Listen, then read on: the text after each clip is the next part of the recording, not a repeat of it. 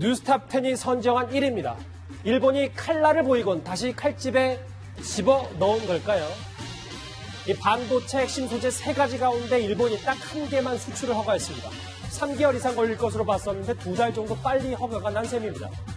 오늘 일본의 반응부터 먼저 들어보시죠. 厳正な審査を経まして、安全保障上懸念がない取引であるということが確認できた最初の案件につきまして、すでに輸出許可を付与しているところであります。外為法の規定に基づいて、厳格な審査を踏まえて、許可を出している、そのことを示したものであります。 자, 이재명 차장. 예. 반도체 소재 한 건에 대한 첫 수출을 허가했습니다. 이게 일본의 좀 의도된 치밀한 계산에 의한 속도 조절입니까? 그렇게 봐야 될 것 같습니다. 그러니까 어제는 시행 세칙을 발표했었죠. 거기 보면 이제 지난번에 반도체 소재 3개에 대해서 수출 이제 규제를 들어갔는데 결국 수출 이제 품목이 나올 거다 생각했는데 의외로 품목을 특정해서 규제하지 않았습니다. 그리고 나서 어제 다시 반도체 규제가 되어 있는 소재 중 하나를 지금 포토 레지스트라고 지금 보이는데 저것을 어제 수출 허가를 했습니다. 앵커 말씀하신 것처럼 한 3달쯤 걸릴 거다 했는데 한 달 만에 허가를 했죠. 그렇죠. 그러다 보니까 아마 이제 일본도 좀 속도 조절하는 게 아닌가, 그리고 국제론에 대해서 좀 보는 게 아닌가 생각이 들고, 그러다 보니까 우리도 스탠스를 잡기가 참 힘들어졌죠. 그러니까 오늘 100세 국가에서 우리도 똑같이 맞대응해서 일본을 제외시키고 일본에 대해서 수출을 규제하려고 했었는데, 물론 이제 그게 국내 수출 기업에 대한 피해가 우려된다 이런 이제 지적도 있었지만 결국은 일본이 어떤 속도 조절을 나서면서 이제 우리도 지금 맞대응하기가 쉽지 않은 그런 상황이 됐고, 결국 일본 입장에서는 앞으로 또 어떻게 규제할지 모르는, 결국 칼자를 일본이 쥐고 있는 거죠. 그런 상황에서 계속 어떤 불안정한 상황에서 끌고 가는 게 아닌가, 이런 이제 해석이 가능할 것 같습니다. 말씀처럼 우리도 100세 국가에서 일본을 제외하는 걸 유보했습니다. 조수민 부장. 네. 이렇게 되면 우리도 참 일본의 이런 대응의 셈법이 많이 복잡해지는 거 아니겠어요? 그렇습니다. 그러니까 일본이 어저께 같은 경우에 우리 예상과는 달리 추가적인 제재 조치를 내놓지 않았거든요. 맞아요. 그러니까 여기에 대해서 우리 정부가 셈법을 지금 계산을 해야 되는 겁니다. 과연 이것이 무엇인가?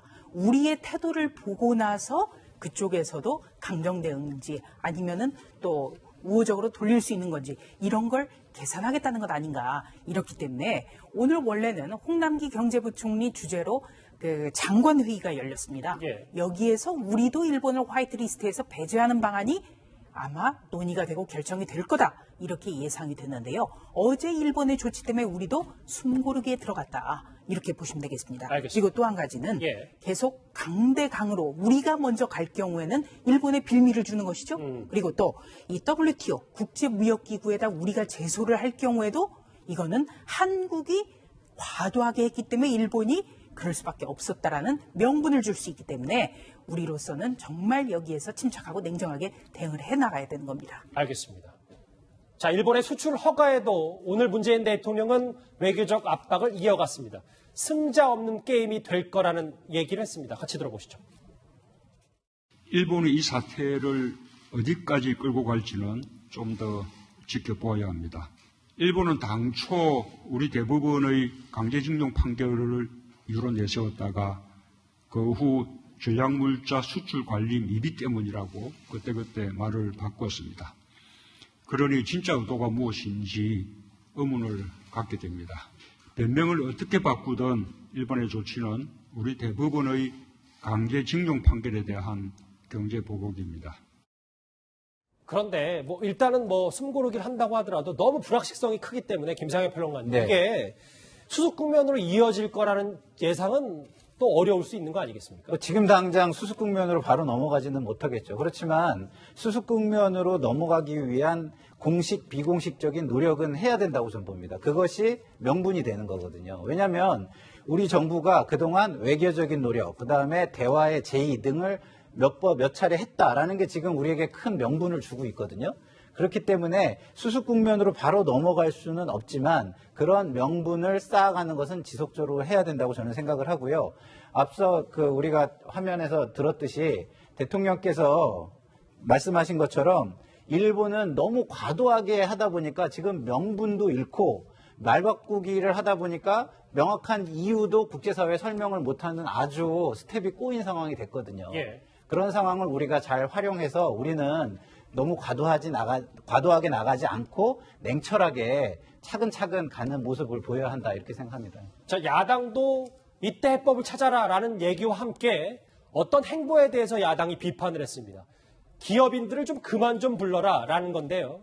야당의 목소리 한번 들어보시겠습니다. 이 난국에 오늘 또 대기업 경영진들을 청와대로 불렀다고 합니다. 한 씨가 바쁜 기업인들을 보여주기 쇼에 동원하는 것 아니겠습니까? 그런데도 문재인 정권은 세금 중독에서 벗어나지 못하고 있습니다. 이벤트 정치와 좌파 포퓰리즘 정책에만 매달려 있습니다.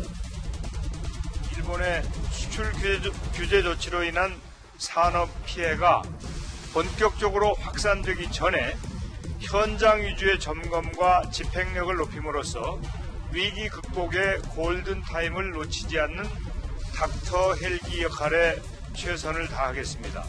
우리 특유는 감정적 처방보다는 냉정하고 합리적인 자세로 대안을 제시하고 국민의 단합된 힘을 모아 나가겠습니다. 야당의 비판, 여당의 해법까지 들었습니다. 김태현 변호사님.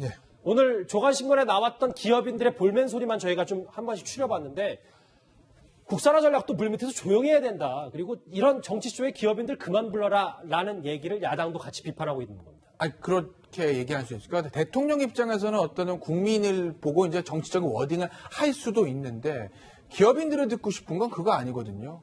그러니까 지금 일본 제품 사지 마자, 일본 여행 가지 마자, 우리가 임진왜란 때 생각해야 된다. 이런 어떤 반일 감정, 이게 기업인들에게 중요한 게 아니라 기업인들에게는 과연 지금 당장 내일 모레 닥칠 수도 있는 이 원재료하고 설비, 이 수입이 안 될 이 문제를 과연 우리 정부가 어떤 형태의 구체적인 해결책을 가지고 있는 것인지 그게 중요한 것이지 정치적인 워딩은 사실은 장사하는 기업인들에겐 중요한 게 아닙니다. 그런데 이제 기업인들은 청와대 행사 가서 어떻게 보면 대통령의 얘기라든지 저 정치실장의 어떤 저런 얘기들을 듣고 있으면 기업인들 입장에서는 구체적인 답은 없고 구호가 난무하니 우리는 어쩌란 말입니까? 라는 볼멘 소리를 할 수도 있는 거죠. 알겠습니다.